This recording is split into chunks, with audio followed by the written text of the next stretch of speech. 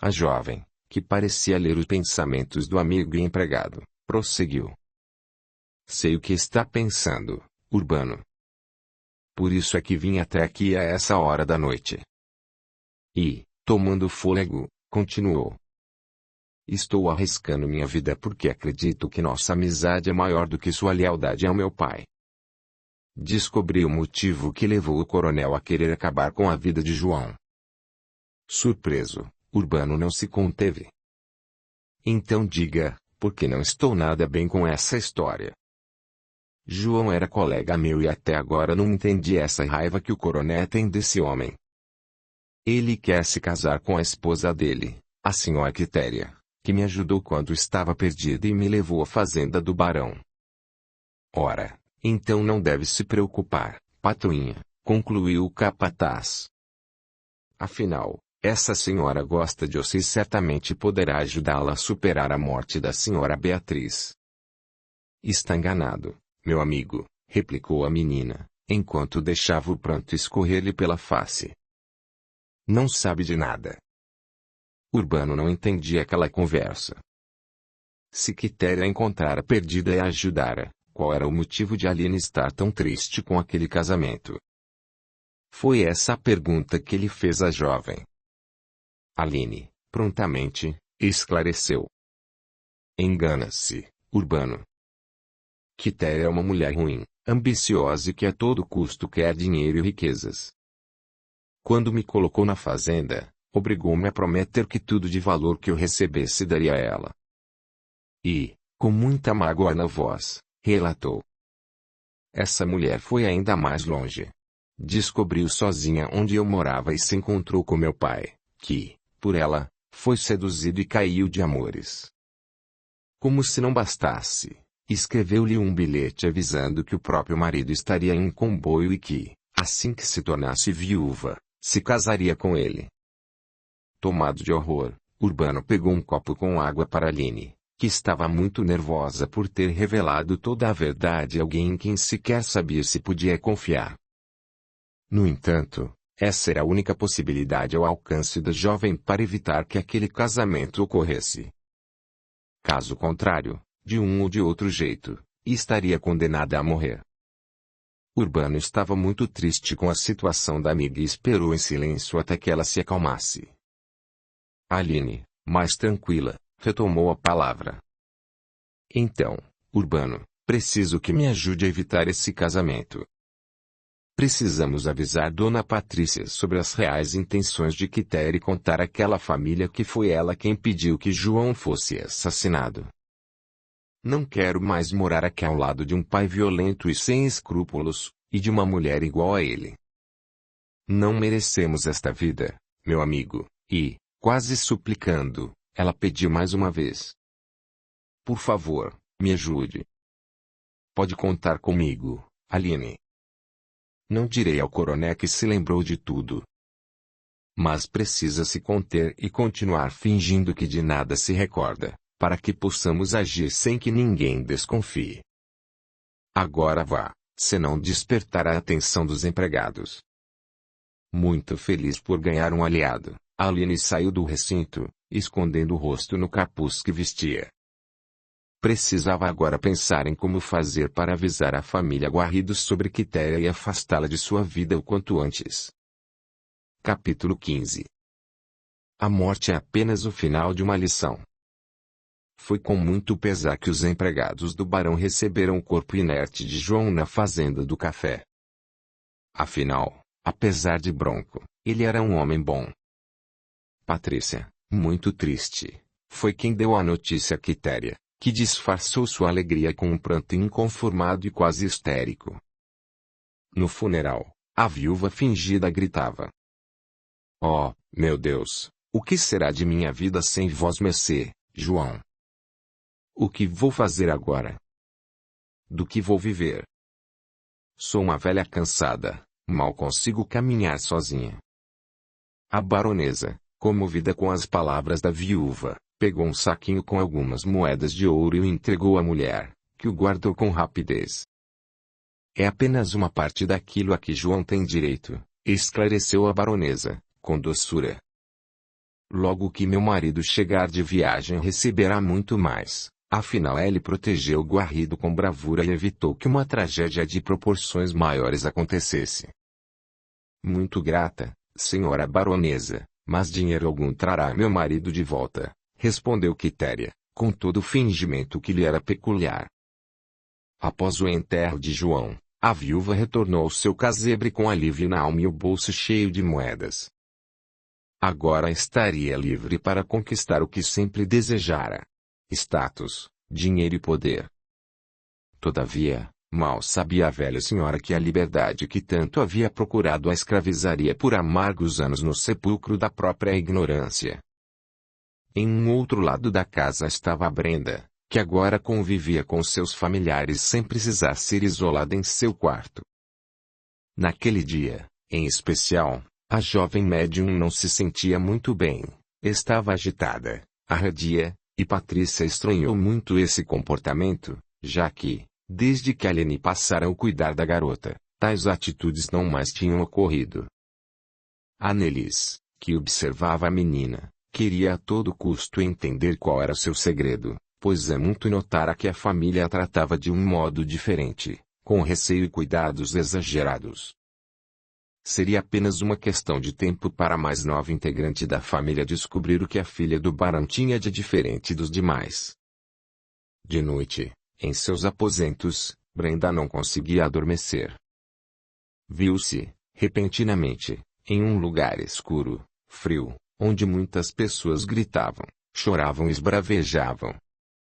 Caminhava pelo local ermo sentindo medo e aflição por ver tantos doentes, quando então encontrou um homem sentado, perdido e aflito.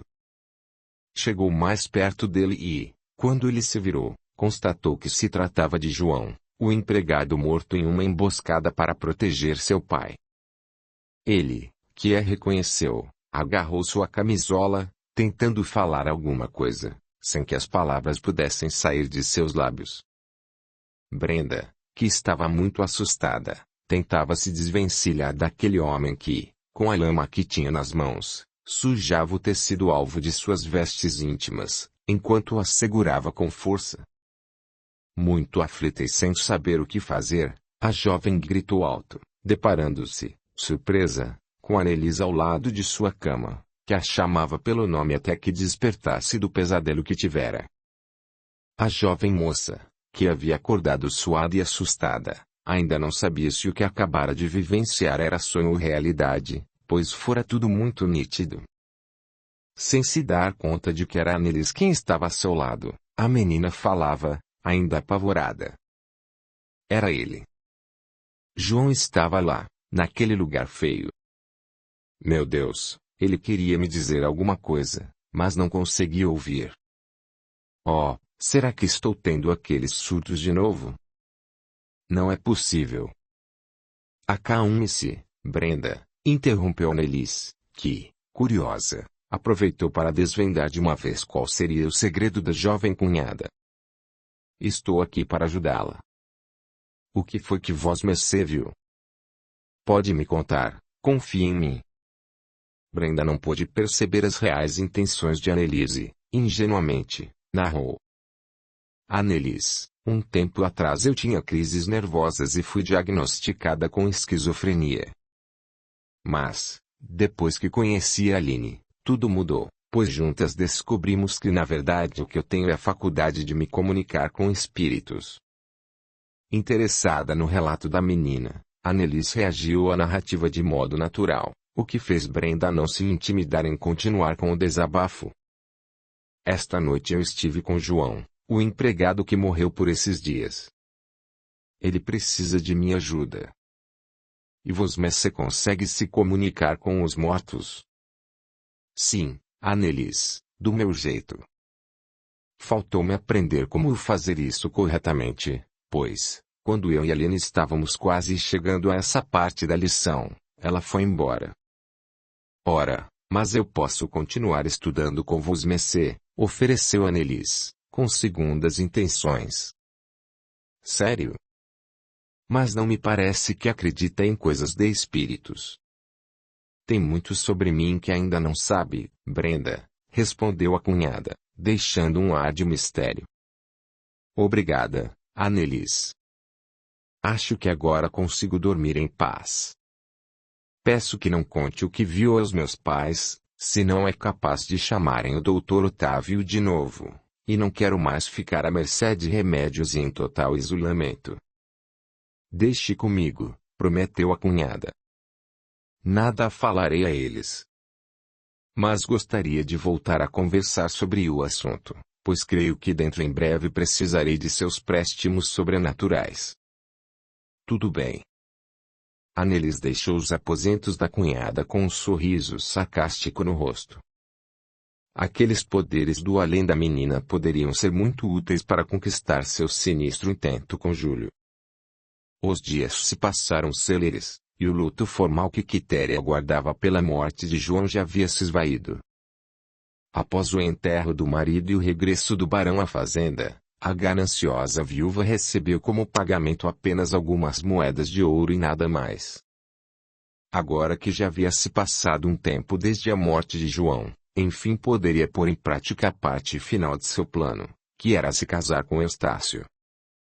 O coronel, que também estava ansioso para se casar novamente, preparava Aline para lhe contar sua mais nova decisão enquanto tomavam o desjejum.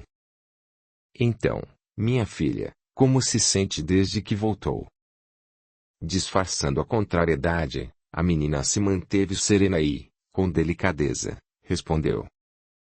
Estou muito bem, meu pai. Mas ainda não consigo recordar meu passado. Ora, mas isso é ótimo, afinal, quem vive de passado é museu. Sim, mas acho importante resgatarmos as lembranças, pois nos ajudam a perceber nossa real identidade. Tem razão, minha filha. Porém, existem lembranças tão perigosas que quando vêm à tona são capazes de provocar verdadeiras tragédias. Após o rumo que a conversa tinha tomado, o coronel desistiu de contar à filha sobre a intenção de se casar de novo e permaneceu à mesa para terminar o café, um tanto descontente. Aline, que entendeu o recado do pai nas entrelinhas, manteve o silêncio para não dar prosseguimento àquela conversa, que poderia se tornar ainda mais perigosa. E a última coisa que ela queria, naquele momento, era correr riscos. Maurício estava cada vez mais próximo de se tornar o sucessor de seu pai, embora o Império do Café, naqueles tempos, já estivesse no início de sua decadência. Contudo, apesar de a situação econômica para os donos de cafezais não ser das melhores, a sociedade, como sempre, sabia como manter as aparências. Mesmo depois de alguns meses sem ver Aline ou saber notícias dela, Maurício não a esquecia. Ainda estava irritado com o fato de a ex-empregada não ter lhe contado que era filha de um rico e conhecido coronel. Se ela tivesse dito isso logo que haviam começado a se interessar um pelo outro, quem sabe ela não estivesse agora no lugar de Annelise? Todavia, não se pode alterar o passado. Annelise, apesar de não ser o amor de sua vida, era uma bela mulher e uma ótima esposa. Era dona de hábitos tradicionais, nobres, e a exibição de sua imagem perante os outros homens da nobreza era quase como a de um troféu. Assim, o rapaz não poderia estar mais satisfeito. Gozava de saúde, vigor, prestígio, dinheiro, poder e um bom casamento. O que mais poderia esperar da vida? Essa é a pergunta que muitos fazem quando pensam já ter chegado ao auge da existência, como se a experiência terrena se resumisse em uma colônia de férias, cuja finalidade principal seria a fruição e o gozo de bens materiais e prazeres passageiros. Audiolivro realizado pelo canal Surya Chand Audiobook.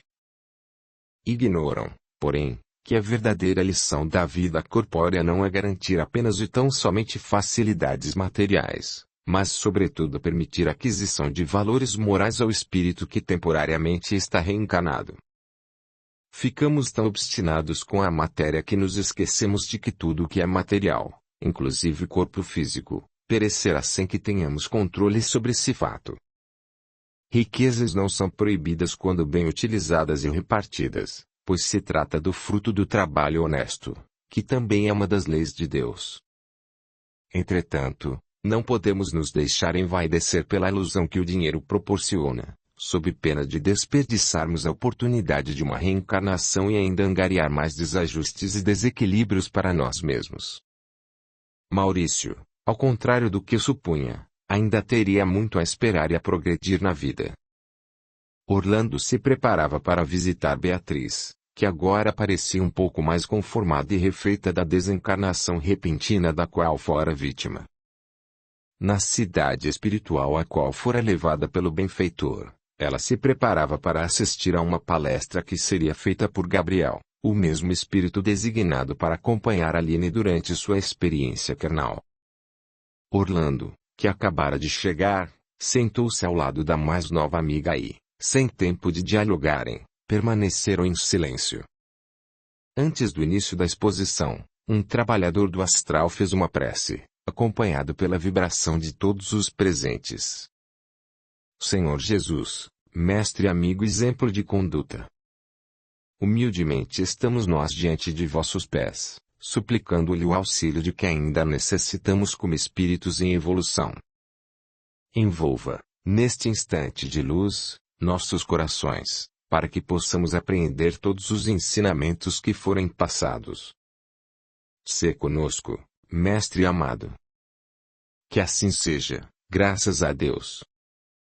Após a curta, mas sentida oração, os presentes puderam perceber que uma chuva colorida e brilhante caía do firmamento, como em resposta à rogativa genuína e sentida de todos. Gabriel, minutos antes de começar a explanação, fechou os olhos claros e, como a buscar a inspiração de que necessitava, respirou devagar e profundamente, para então dar início à palestra. Caros companheiros de ideal, que o Mestre nos abençoe. Estamos todos aqui reunidos para aprender um pouco mais sobre os ensinamentos de Jesus, nosso verbo exemplar. Jesus era o amor em ação. Por onde passou, deixou rastros de luz e esperança nos corações mais embrutecidos. Sua luz ofuscava carinhosamente os olhos de quem teve a honra de vê-lo. Suas palavras foram a consolação para aqueles que tiveram ouvidos para ouvi-las. Sua conduta reta, firme e amorosa é um exemplo a ser seguido por todos aqueles que anseiam pela própria evolução. Hoje vamos falar um pouquinho daquela passagem do Evangelho, quando Jesus disse a Nicodemos: Ninguém verá o reino de Deus se não nascer de novo. Parou por alguns instantes e prosseguiu, firme. Sabemos, como espíritos desencarnados, que a morte física é apenas uma passagem, uma porta que se abre para uma das incontáveis moradas de nosso Pai. Estamos de passagem em busca da própria perfeição, que é a maior finalidade da existência. Nosso conhecimento, ainda mínimo, sobre a vida e seus inúmeros desdobramentos, por enquanto, não nos permite decifrar os mistérios que circundam a criação divina. Porém, tudo tem o tempo certo para acontecer. Se colhermos o fruto antecipadamente, ele estará verde, e se deixarmos passar o tempo da colheita, ele estragará. Assim é a existência material. Temos o tempo mais ou menos certo de viver em um corpo de carne, e o tempo de regressar à verdadeira pátria, que é a espiritual. O grande aprendizado que precisamos auferir está no que faremos para preencher esse tempo. O livre-arbítrio não é um atributo que somente nos aprisiona a lei do retorno. Não devemos acreditar que a vida carnal futura estará fadada apenas às consequências passadas de nossas ações menos felizes. É certo que a reação é inevitável, mas isso não significa que seremos eternos prisioneiros dessas reações. Não, meus amigos. Apesar de tudo, continuamos com o poder de escolher livremente, ainda que tenhamos atraído situações desfavoráveis, frutos de equívocos passados. Do mesmo modo que um dia, equivocadamente, utilizamos o livre-arbítrio para ferir, podemos utilizá-lo para algo nobre. Não foi à toa que Pedro, apóstolo do Mestre, disse que o amor cobre a multidão de pecados. O amor, o perdão, A renúncia e a caridade podem neutralizar dores de um passado sombrio e ignorante. A reencarnação é sempre uma nova oportunidade de recomeço, de novas escolhas, de fazermos diferente, ainda que tenhamos que suportar situações difíceis. Não estamos destinados ao sofrimento. Nosso destino é a angelitude, a felicidade. E, para isso, necessitamos abusar de escolhas felizes, aprendendo a transformar o que aparentemente nos desfavorece em oportunidade de aprendizado e ajuste moral. Se nosso olhar estiver direcionado do topo de uma montanha alta, poderemos contemplar a beleza e a imensidão de toda uma paisagem logo abaixo. Porém, se permanecermos com os olhos limitados só embaixo, não enxergaremos senão curtos caminhos à nossa volta. Somos espíritos que temporariamente necessitam do revestimento material para evoluir, e não o contrário.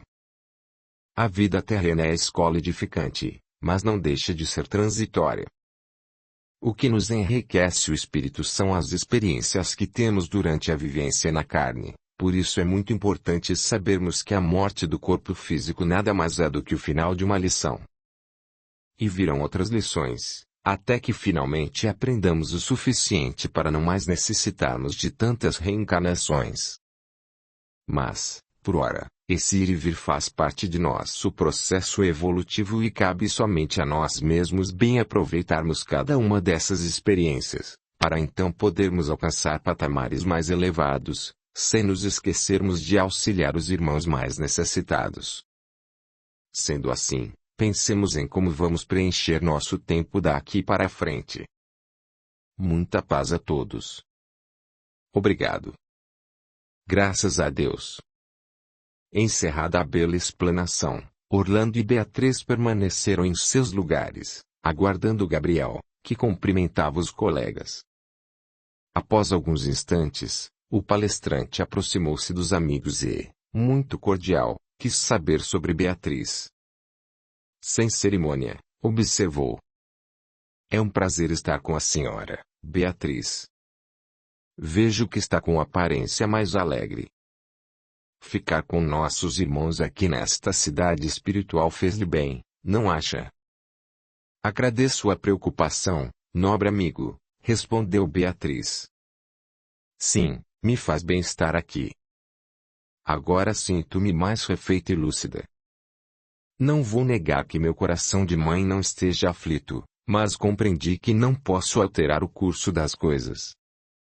Devo me desprender de certas preocupações para que possa vir a ser útil mais tarde."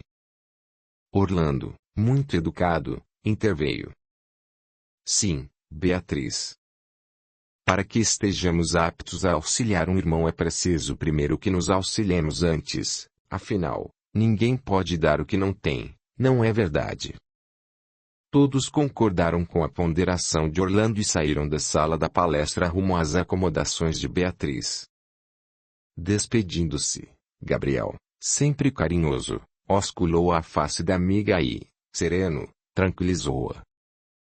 "Querida, continue aproveitando com todo o afinco as lições que recebe de nossos amigos do astral, pois lhes serão demasiadamente úteis no momento oportuno. Aquiete o coração materno, pois Aline não poderia estar melhor, eu lhe garanto. Permanecerei ao lado dela, para o que necessitar. Eu lhe agradeço muito. Vou ficar em paz. Confio em Deus." Após as despedidas, Orlando e Gabriel partiram rumo à crosta, a fim de se aproximarem novamente de seus tutelados. No caminho de volta, Orlando demonstrou certa preocupação com Brenda e resolveu pedir orientações ao amigo. "Gabriel, estou um pouco temeroso com os dias vindouros. Anelis já sabe que Brenda possui faculdades mediúnicas e demonstrou um interesse muito estranho em tais atributos." Após breve pausa, prosseguiu: "Creio que o passado e o presente vão se fundir a qualquer momento. O que me orientaria em tão complexa situação?" O benfeitor do astral, após refletir por alguns instantes, esclareceu, com muita confiança em suas palavras: "Orlando, você acertou quando disse que o passado e o presente irão se fundir um ao outro dentro em breve. Sabemos que Annelise, em reencarnação anterior, foi Elizabeth, amante de Cirilo, hoje Maurício, e que, apesar do caso extraconjugal que manteve com ela, ele sempre amou a esposa, Francine, que nesta atual existência é nossa querida Aline. Muito interessado em ouvir o relato do amigo espiritual, Orlando permaneceu quieto, aguardando que o colega retomasse a palavra. Então Gabriel prosseguiu. Pois bem, amigo. Elizabeth, iludida com a ideia de que poderia fazer Cirilo abandonar Francine, para poder gozar de forma legítima de todas as facilidades materiais que pertenciam ao amante, envenenava-o constantemente com palavras perturbadoras e projetava em sua mente situações constrangedoras, caso a sociedade impiedosa descobrisse sobre a loucura da filha, Alice, hoje na roupagem de Brenda. Cirilo, sempre muito vulnerável, acabou aceitando as sugestões cruéis da amante e influenciou para que Francine levasse a efeito sua decisão de internar a filha em um hospital de loucos. Passado um tempo, Alice desencarnou e, como a morte da filha o levou à loucura, ele abandonou a esposa e permitiu que Elizabeth usurpasse todo o seu patrimônio, até ficar completamente pobre em um asilo, aguardando solitário a visita da morte física. Orlando já sabia de todos esses fatos, mas estava muito concentrado nas palavras de Gabriel, pois tinha convicção de que, após a narrativa de todo o ocorrido, um sábio conselho partiria de seu coração bondoso. Gabriel, após fitar brevemente o amigo, retomou o raciocínio com muita sabedoria. Sabemos que depois de essas almas retornarem ao plano invisível foram convidadas a uma nova experiência, para que pudessem se despir da vaidade, que fora o veneno letal a provocar a queda de todos. Só com muita renúncia e abnegação tais companheiros endividados poderiam finalmente se verem livres dos débitos que tinham adquirido entre si. Contudo, sabemos que a morte física por si só não opera milagres e que a reencarnação, a despeito de ser bênção divina, não é garantia de êxito, pois, para tanto, o progresso moral e a vontade de se modificar provenientes do espírito é que serão os ingredientes que poderão levar à completude da existência futura. Sem tal predisposição do reencarnante, o sucesso ficará cada vez mais distante, e a chance de uma nova queda, mais iminente. Muito inspirado, o benfeitor continuou. Annelise tem a chance da redenção com Brenda nesta atual existência, pois, como legítima esposa de Maurício, pode auxiliar diretamente aquela de cuja destruição participou, com o mesmo instrumento de outrora, ou seja, a palavra.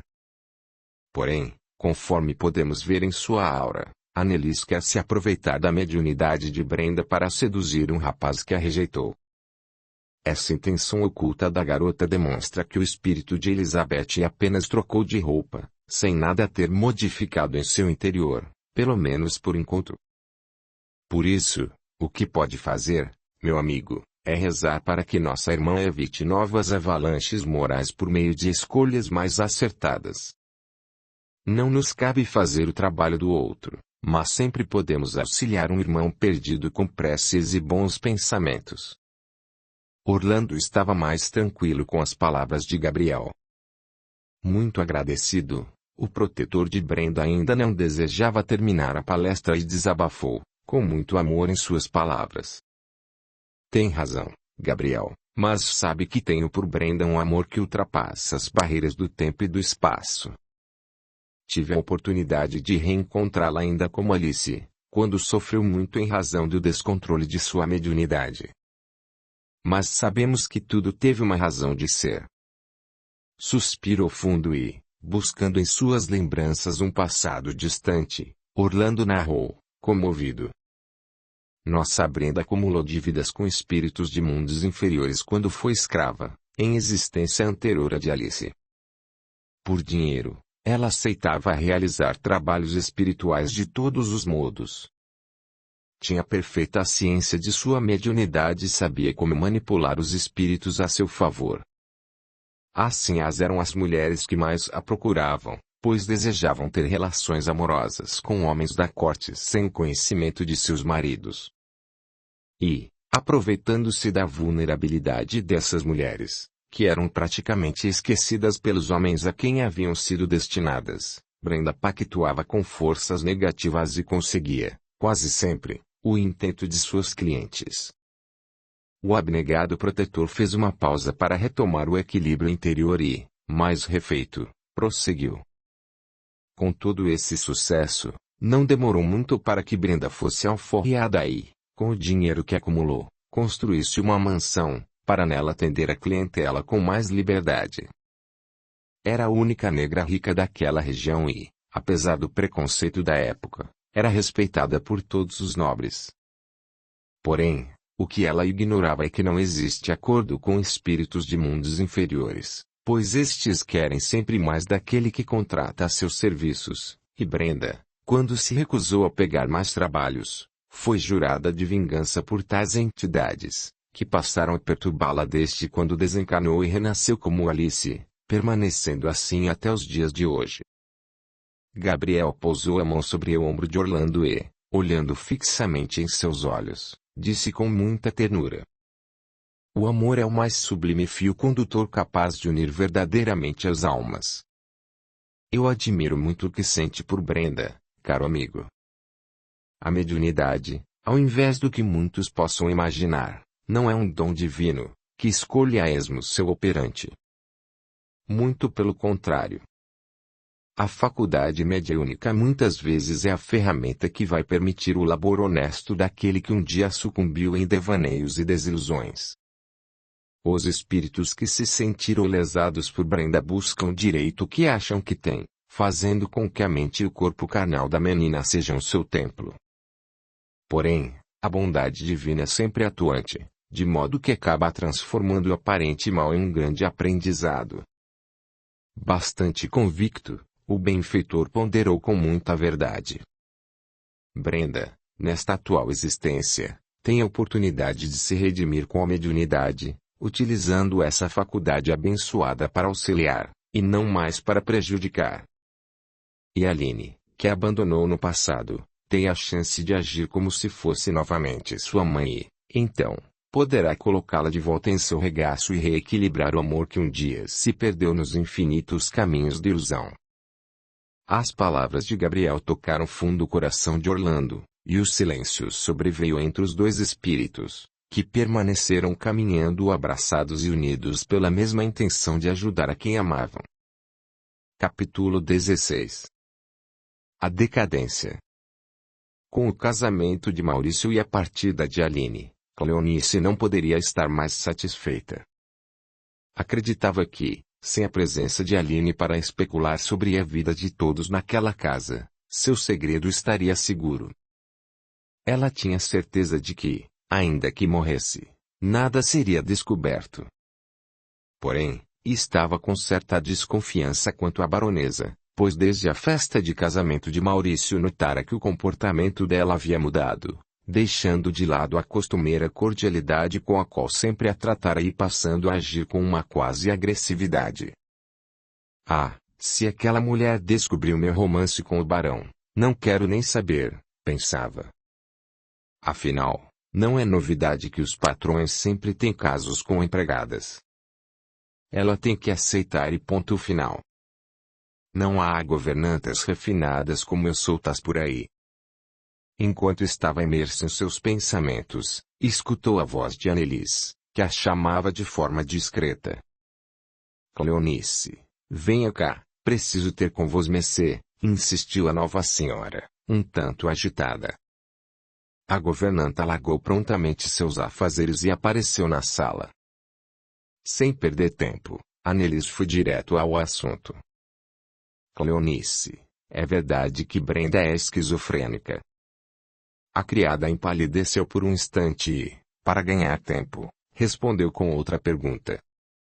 Ora, dona Annelise, o que a levou a me perguntar algo tão inusitado? Eu ouvi da própria Brenda. Depois da morte daquele empregado da fazenda, ela teve pesadelos e eu a ajudei a se acalmar. Então ela me confidenciou que tinha o distúrbio.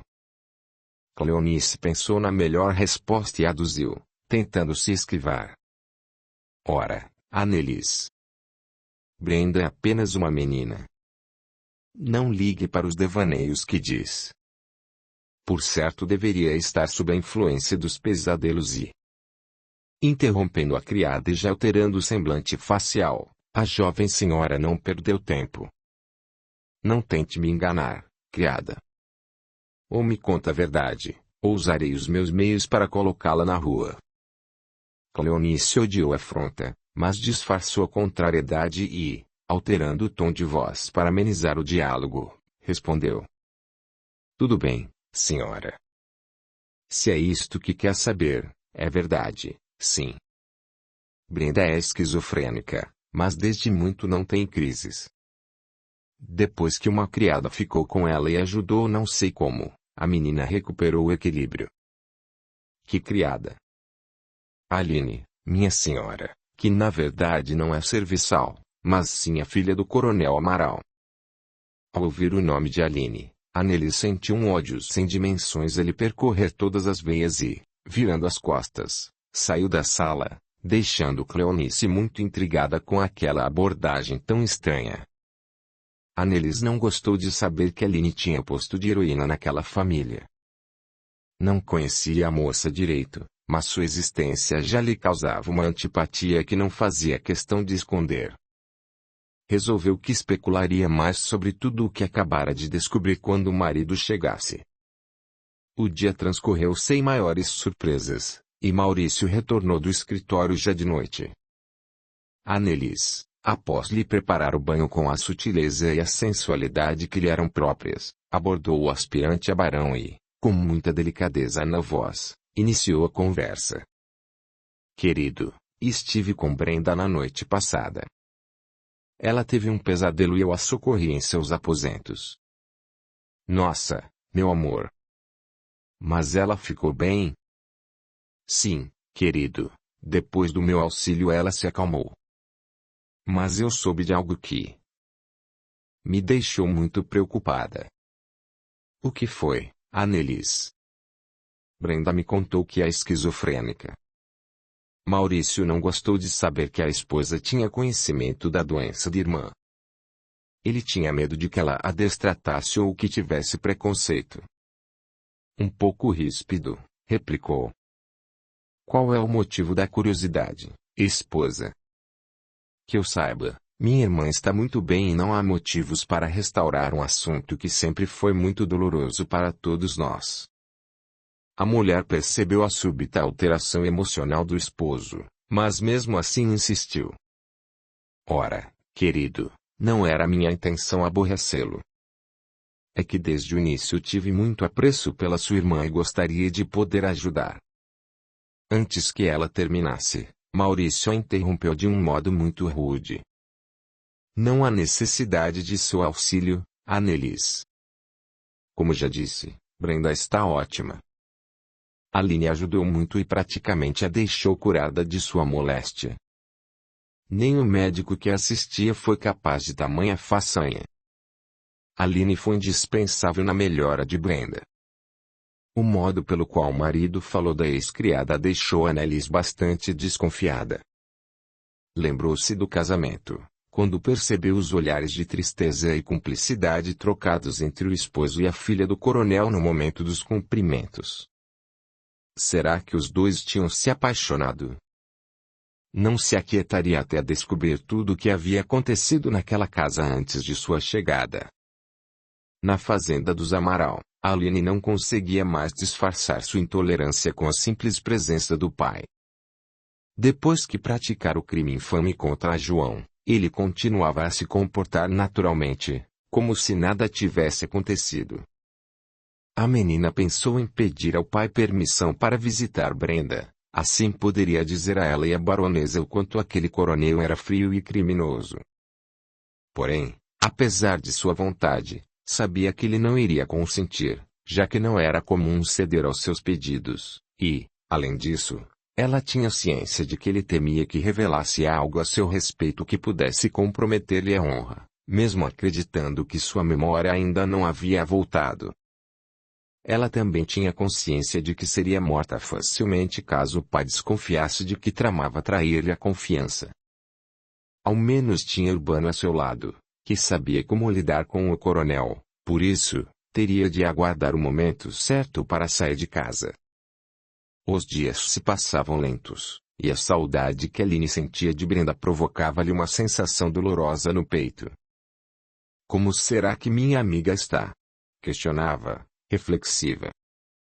Após pensar nela, Aline sentiu um aperto em seu coração, como se algo avisasse de que uma coisa ruim poderia acontecer.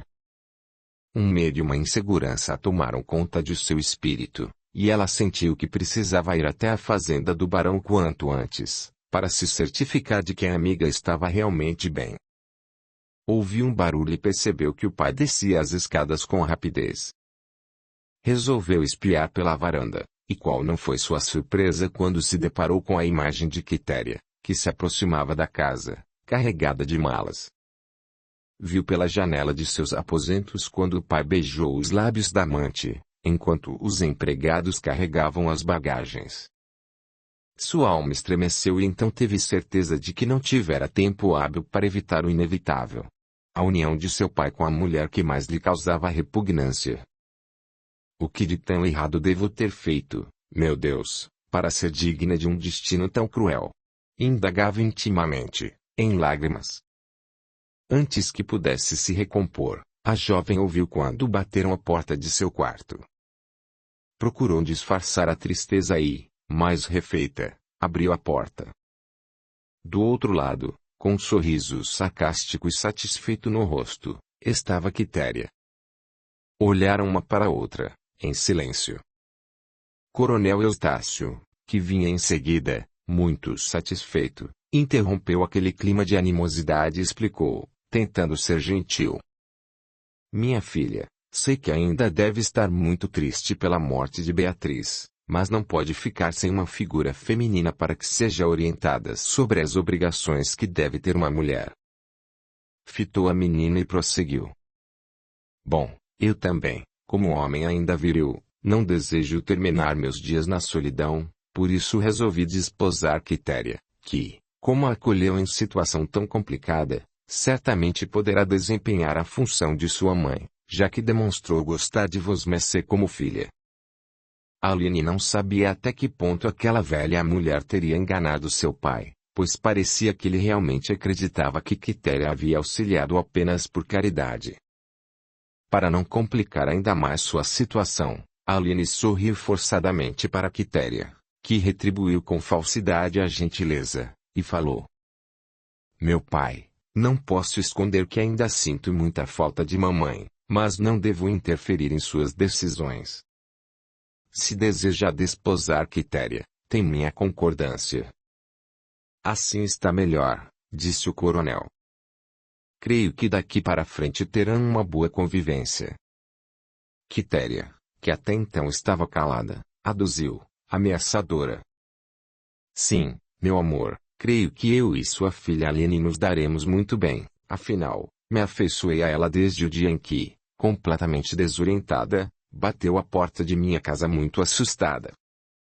O coronel, que sorria, logo ficou sério e, um tanto desconfiado, indagou. Ara, minha filha, por que vosmecê estava assustada quando chegou à casa de Quitéria? Não me lembro, meu pai. Como já disse, o que me recordo é que esta nobre mulher me auxiliou, nada mais. Ora, querido, não provoque a memória de nossa Aline, interveio propositadamente a astuta senhora. Já ouvi dizer que não é bom forçar as lembranças, pois podem deixar a pessoa ainda mais confusa. Está certa, querida. Deixemos Aline descansar, concluiu o coronel, já saindo dos aposentos da menina, enquanto Quitéria, antes de partir, deixou-lhe um importante aviso. Se tentar fazer qualquer coisa para me prejudicar nesta casa, não hesitarei em contar a vosso pai que estava fugindo de sequestradores. Até agora não entendi o que de fato se passou naquela noite, pois vosmecê me contou que fugia de malfeitores, e Urbano, quando foi até minha casa perguntar de vosmecê, informou-me que era louca e que tinha escapado da fazenda. Sabe o que realmente aconteceu, não é, rapariga? Pois terá que me contar tudo. Aline ficou tensa e, fingindo estar confusa, respondeu, tentando evitar que aquela conversa se prolongasse. Dona Quitéria, nada farei contra vossa pessoa, mas não porque me ameaça, mas sim porque não cabe a mim o julgamento e a execução de uma sentença que será dada pelo Tribunal da Divina Justiça. Não me lembro de nada, se é o que deseja saber, nem mesmo daquela noite em que me acolheu em vossa casa. Agora, por favor, preciso descansar, e, antes que a velha senhora pudesse dizer mais alguma palavra, Aline fechou a porta do quarto, enquanto refletia em como seus dias seriam mais difíceis na presença daquela mulher gananciosa.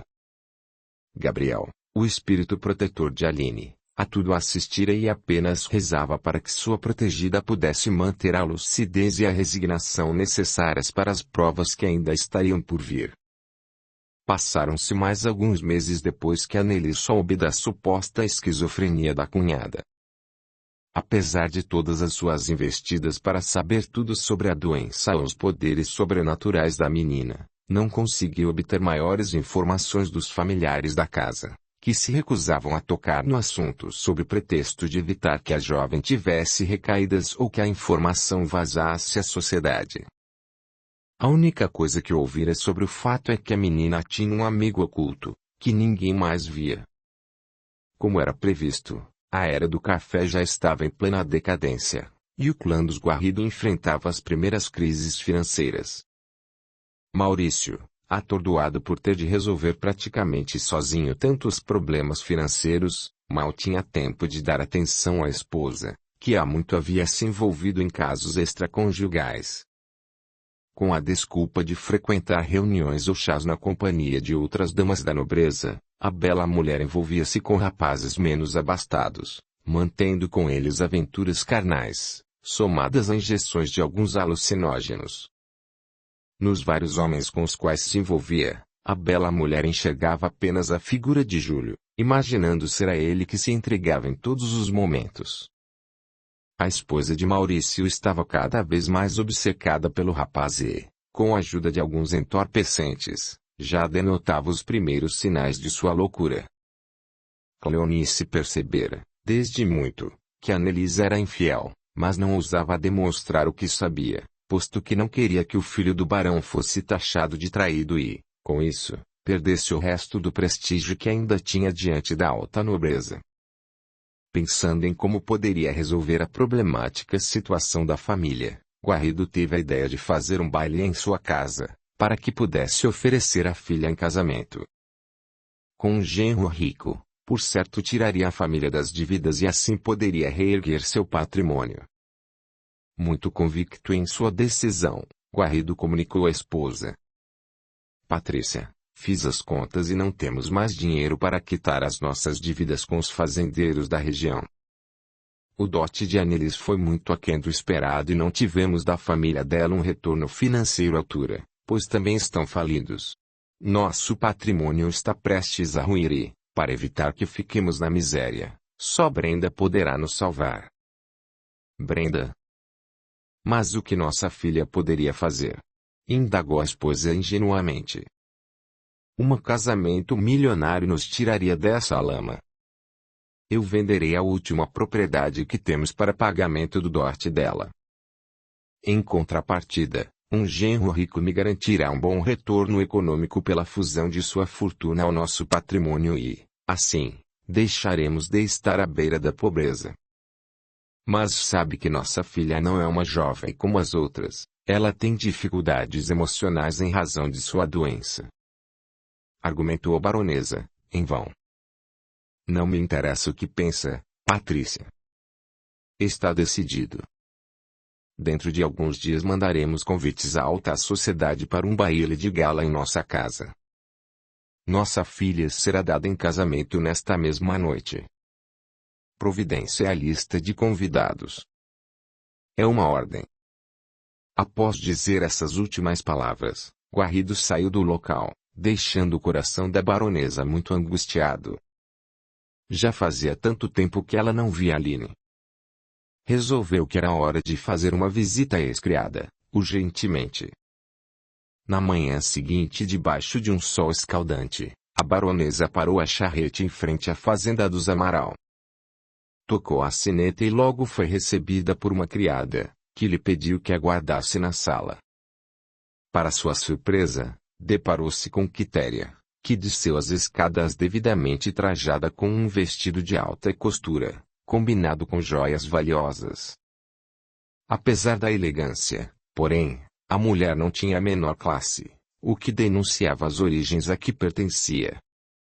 Patrícia sorriu e, sem disfarçar sua indignação ao constatar que a recém-viúva pobre agora estava repentinamente casada com um coronel rico, indagou, irônica. Boa tarde, senhora Amaral, ou devo dizer apenas Quitéria? Dispenso a ironia, senhora baronesa, se assim ainda posso chamá-la, ante a notória decadência dos cafezais. Não deixou por menos a nova esposa de Eustácio. Respirando fundo, e para não ter negado seu pedido em visitar Aline, Patrícia engoliu o orgulho ferido e, apressando-se em desfazer o mal-entendido, desculpou-se. Não quis aborrecê-la, senhora Amaral. Não vim até esta fazenda em busca de conflitos, pois já nos bastam todos os reveses que acometeram nossa família. Por favor, preciso ver Aline. Antes que Quitéria respondesse, Aline desceu correndo as escadas e, no impulso, abraçou a baronesa, que retribuiu-lhe o carinho, deixando que lágrimas escapassem de seus belos olhos azuis. A esposa do coronel fez menção de interceder para que ambas não tivessem liberdade de conversar, mas Urbano, muito esperto, adentrou a sala de surpresa e pediu que Quitéria se retirasse, com a desculpa de que o patrão a chamava. Vendo-se a sós, Aline e a baronesa não perderam tempo e, sem mais delongas, a nobre senhora relatou rapidamente todos os problemas financeiros pelos quais passavam, até o momento em que o barão lhe comunicara que promoveria um baile para entregar a filha em casamento. Após pensar um pouco, Aline sugeriu: senhora, não poderá fazer com que o barão volte atrás em sua decisão. Por isso, deve aproveitar a oportunidade e arrumar um bom noivo para Brenda. Não poderá evitar que ela se case, sabe disso, mas pode lhe garantir um homem de bem. Por que não pede ao meu pai que me deixe auxiliá-la na elaboração da lista de convidados? Assim, poderemos ficar juntas mais tempo para pensarmos melhor em algo. Sugiro que, para ganhar a confiança de Quitéria, diga a ela que seu convite será especial, pois assim alimentará sua vaidade. Antes que pudesse concluir, Eustácio e Quitéria entraram na sala. O coronel, cordial, asseverou: ora, o que traz a minha humilde fazenda a ilustre visita de uma baronesa? Patrícia, que também era detentora de uma esperteza grandiosa, aproveitou o ensejo e respondeu educadamente: a honra é sempre nossa, senhor Amaral. Vim visitar vossa filha, Aline, que desde o casamento de meu filho não mais nos brindou com sua presença. Sinto muito, baronesa, mas é que Aline ainda está em tratamento para recuperar a memória, que ainda teima em se esconder. Eu imagino, senhor coronel, mas creio que aos poucos essa situação logo se resolverá. E, fazendo uma pausa proposital, a bela mulher prosseguiu: mas não foi somente a saudade de Aline que me fez vir até aqui. Em nome de minha família, trago um convite. Meu marido está prestes a fazer um grande baile de gala em nossa fazenda e me pediu que viesse pessoalmente convidá-los, com todas as honras de que são merecedores. Quitéria arregalou os olhos vaidosos, já exultante de alegria em poder participar, enfim, de uma festa tradicional da nobreza. Percebendo o contentamento de Quitéria, a baronesa, por sua vez, retomou a fala, dirigindo-se especialmente a ela. E a senhora, como não poderia deixar de ser, será homenageada da noite. Com todas as honras, será apresentada como a mais nova nobre alta sociedade. E então, estão de acordo? Eustácio hesitou um pouco, mas Quitéria, afoita, respondeu. Claro que sim, baronesa. Não faltaremos a tamanho evento. Faço questão de que minha apresentação às mais abastadas famílias seja reverenciada por vossa pessoa. Que ótimo, replicou a interlocutora. Mas, para que um evento tão importante aconteça de forma incólume e irretocável, faz-se necessário o auxílio de Aline, pois meu marido designou somente a minha extensa e importante missão de providenciar a lista de convidados, e não tenho mais ninguém que possa me auxiliar nesta árdua tarefa. Todos os presentes se entreolharam. O coronel, percebendo que deveria permitir o auxílio de Aline, porque senão Quitéria não o deixaria em paz, autorizou. Está certo. Tem minha autorização. Aline poderá ir com a senhora e permanecer em vosso lar, até que lhe seja útil. Mas há uma condição. Pois fale, disse a baronesa, trêmula. Urbano terá que ir junto. Patrícia ficou desconcertada. A presença daquele capataz a incomodava de um jeito estranho. Porém, por Brenda, qualquer sacrifício valeria a pena. Pois então está feito. Urbano será nosso hóspede, concordou a baronesa. As coisas não poderiam ter sido melhores para Aline, que, muito alegre, arrumou com rapidez seus pertences para voltar à fazenda do Barão do Café. Iria finalmente rever a melhor amiga e, quem sabe, contribuir para que ela tivesse um noivo à altura de sua bondade. Após Aline sinalizar que estava pronta, a baronesa partiu com ela e Urbano de volta à sua casa. Capítulo 17. Um mero descuido. Annelise sequer desconfiava de que Aline estaria prestes a retornar à fazenda e, muito perturbada, não aguentava mais sentir aquela paixão por Júlio, que lhe dilacerava a alma à semelhança de uma poderosa labareda a destruir tudo o que encontrasse pela frente. Decidiu que não esperaria mais pela boa vontade de Brenda e resolveu que colocaria seu plano em ação. Desde criança, convivera com as netas das escravas de sua fazenda e sabia que elas utilizavam poderes sobrenaturais para conquistarem os rapazes ricos. Brenda tinha esses poderes e precisaria convencê-la a usá-los para atrair de vez aquele homem que tanto desejava. Aproveitou que o marido e a sogra não estavam em casa, e decidiu subir o primeiro lance das escadas que levava ao quarto de Brenda. No meio do caminho, ouviu vozes abafadas que vinham do aposento do barão e, extremamente curiosa, aproximou-se do local, ali postando-se para poder ouvir a conversa. Assustou-se quando reconheceu a voz de Cleonice, que estava um tanto descontrolada. O que queria que eu fizesse, Guarrido? Não tinha como impedir a baronesa de ir atrás de Aline. Agora terá que aguardar o desenrolar das coisas. Mas eu não gostaria de ver aquela menina de volta a esta casa, pois sabe da influência que exerce sobre minha esposa e, principalmente, sobre Brenda. Temo que ela tente fazer com que minha filha se recuse a se casar com o noivo que eu escolhi. Ora, barão, não creio que ela se atreveria a tanto, afinal, o grande coronel é vosso compadre e tem interesse em manter essa amizade. Eu sei, mas ainda assim estou receoso. Calma, meu amor, pois não deixarei que aquela garota fique a sós com vossa filha. Tudo farei para atrapalhar qualquer conversa mais elaborada entre as duas. Percebendo que a criada queria lhe dizer mais alguma coisa, o barão indagou. Cleonice, está com uma expressão angustiada. Quer me contar algo? A empregada abaixou a cabeça. Não tinha certeza de se deveria contar ao amante o que sabia sobre sua nora. Impaciente e muito desconfiado, o senhor do café repetiu a pergunta, agora muito mais enérgico. Vamos, mulher, eu a conheço muito bem e sei quando está escondendo algo importante. Fale, ou terei meus meios de... Não precisa me ameaçar, pois lhe contarei o que descobri. É sobre a esposa de nosso filho. Annelise? Mas o que tem aquela mulher irretocável?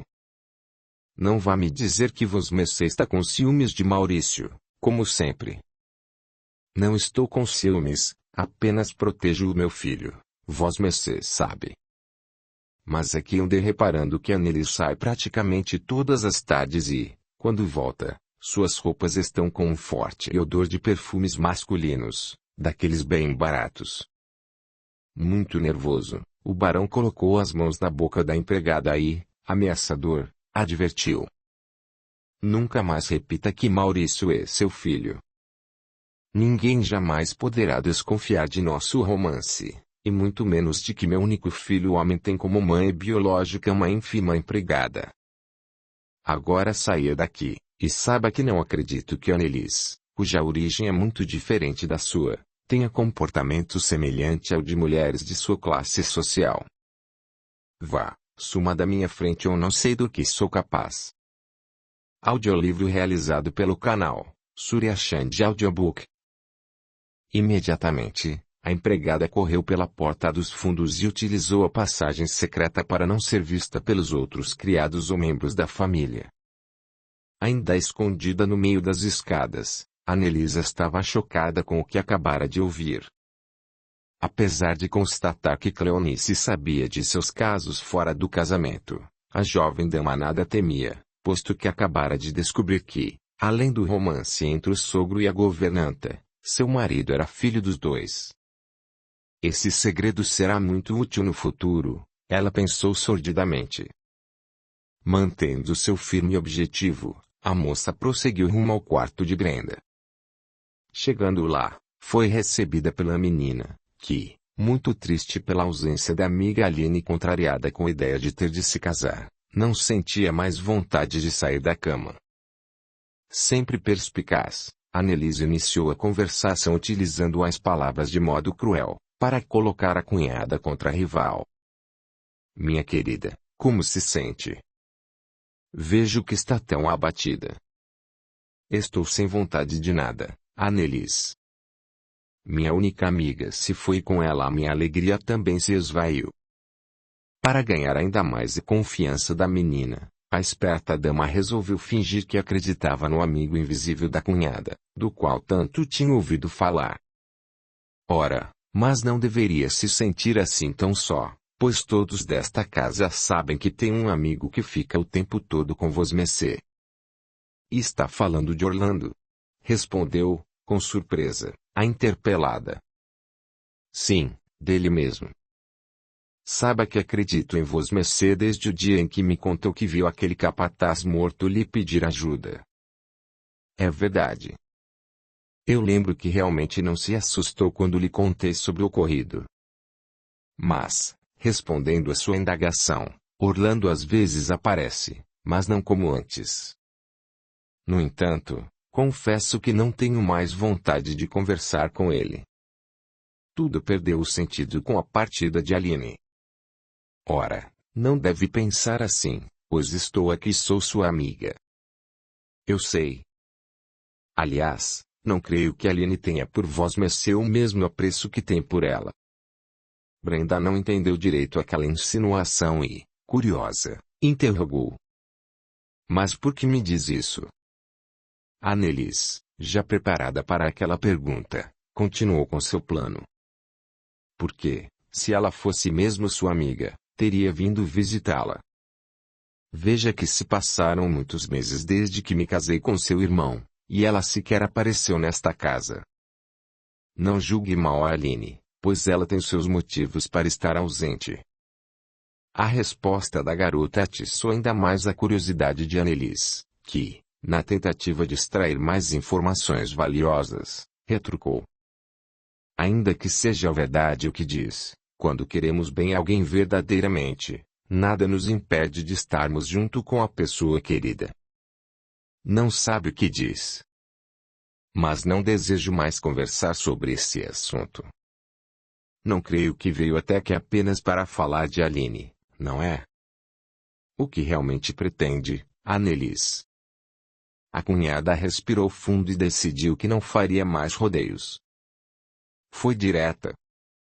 Lembra-se de quando lhe perguntei se poderia utilizar seus poderes para me ajudar? Fez pequena pausa e prosseguiu. Pois bem, preciso deles para atrair uma determinada pessoa. Não posso fazer nada para prejudicar ninguém. Não prejudicará, eu garanto. E, olhando fixamente para a menina, enquanto demonstrava uma expressão de vítima, continuou. Sabe que os casamentos são todos arranjados e que não amamos os nossos maridos, não sabe? Aonde quer chegar?